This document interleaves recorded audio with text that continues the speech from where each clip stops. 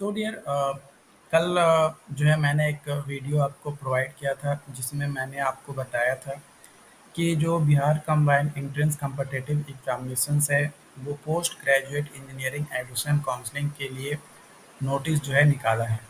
उस नोटिस को जो है मैंने डिटेल में आपको बताया था। उसमें मैंने आपको ये भी बताया था कि कितने तारीख से आपका जो है रजिस्ट्रेशन और आपका होगा और जो काउंसलिंग आपकी होगी ऑब्वियसली आपका काउंसलिंग जो है ऑफलाइन काउंसलिंग होगा। तो यहाँ पे एमटेक में एडमिशन के लिए अगर बिहार के एमटेक कॉलेज में मतलब इंजीनियरिंग कॉलेज से एमटेक करना चाहते हैं यानी पोस्ट ग्रेजुएशन करना चाहते हैं तो उसके लिए जो है यहाँ पे नोटिस जो है आपका दिया गया था, है ना, 29 तारीख को, जिसमें अलग अलग कॉलेजेस का नाम है। यहाँ पे गवर्नमेंट कॉलेजेस का नाम है जिसमें जो है आपका एमटेक का कोर्सेज जो है आपका करवाया जाएगा। तो जिसमें मैंने बताया था कि अगर आप गेट क्वालिफाइड हैं तो भी आप जा सकते हैं और अगर गेट नॉन क्वालिफाइड हैं तो भी जो है आप यहाँ पे जा सकते हैं। ठीक है ना।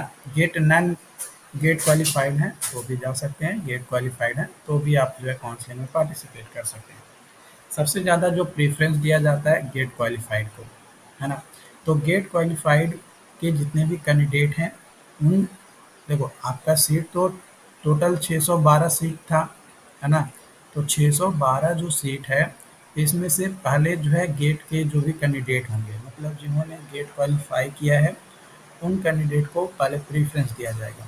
वे लोग यहाँ पे एडमिशन करवाएंगे। उनके बाद जो सीट बचेगा, है ना, उसके बाद जो सीट बचेगा उस पे जो है नॉन गेट वाले का एडमिशन होता है ना।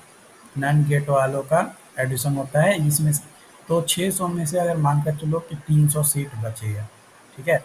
तो 300 सीट जो बचा उसमें अब नॉन गेट वाले मतलब जिन्होंने गेट क्वालिफाई नहीं किया है और वो चाहते हैं कि गवर्नमेंट कॉलेज के से मतलब एमटेक करना तो वो फिर एडमिशन करवाते हैं। तो यहाँ पे एक कैंडिडेट का यहाँ पे सवाल था कि कितना रैंक मतलब कितना सीजीपीए हमारा रहना चाहिए, है ना।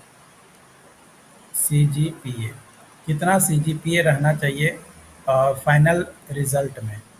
फाइनल रिजल्ट में तो हमको जो है कॉलेज मिल जाएगा, है ना, कॉलेज मिल जाएगा अगर हम गेट क्वालिफाइड नहीं है तब। गेट नॉट क्वालिफाइड, है ना, गेट क्वालिफाइड नहीं है तब उस केस में। तो अगर आप गेट क्वालिफाइड नहीं हैं और आप सीजीपीए खोज रहे हैं तो देखो अलग अलग ब्रांचेस का अलग अलग आपका कट ऑफ हो सकता है, सीजीपीए हो सकता है। बट जो ब्रांचेस आपको यहाँ पे दिया गया है देखो मेनली जो ब्रांच है आपका कौन कौन सा है। पहला ब्रांच है आपका मैकेनिकल, है ना। उसके बाद दूसरा ब्रांच क्या है तो सिविल। तीसरा है इलेक्ट्रिकल, है ना, इलेक्ट्रिकल। चौथा है इलेक्ट्रॉनिक्स। पांचवा है आपका सीएसई। तो यहाँ पे आपका जो है अ, ये सारे ब्रांचेज हैं। तो इन ब्रांचेज में अगर बात किया जाए सिविल का तो सिविल का जो कट ऑफ रहेगा, मैं सीजीपीए बता रहा हूँ जो जिनका गेट क्वालिफाइड नहीं है।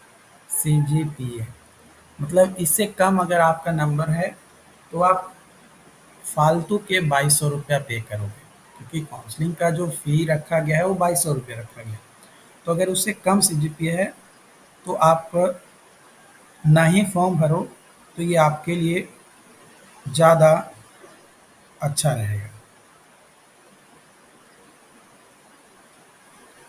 ठीक है।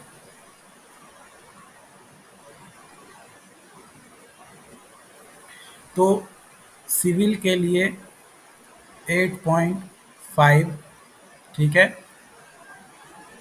मैकेनिकल के लिए 8, इलेक्ट्रिकल के लिए 8.2, इलेक्ट्रॉनिक्स के लिए 7.8 और सीएस के लिए 8.5। तो ये जो सीजीपीए मैंने बताया, अगर इससे कम आपका सीजीपीए है, ठीक है? जो भी सीजीपीए मैंने बताया, इससे कम अगर आपका सीजीपीए है, ठीक है? तो आप फॉर्म नहीं भरना तो ज़्यादा अच्छा रहेगा, अगर आपका गेट क्वालिफाइड नहीं हो तब। GATE not qualified candidate only. और अगर आपने गेट क्वालिफाई कर लिया है, तब तो आपका कितना भी सेमेस्टर में नंबर हो, उससे कोई फ़र्क नहीं पड़ता है, क्योंकि आपका गेट के स्कोर के बेसिस पे आपको कॉलेज दिया जाएगा, आपको ब्रांच दिया जाएगा, जो भी ब्रांच या कॉलेज चूज करोगे। तो अलग-अलग कोर्सेज़ में अलग-अलग सब्जेक्ट के साथ आपका जो है एमटेक में एडमिशन आपका होगा।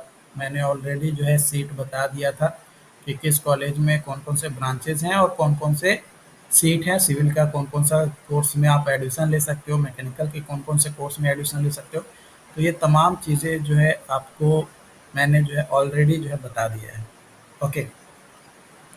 बाकी आपका जो भी अपडेट्स होगा, आप लोग जो है मेरे को बताइएगा, और अगर कोई और सवाल रहता है तो भी आप हमें बताइएगा। ठीक है?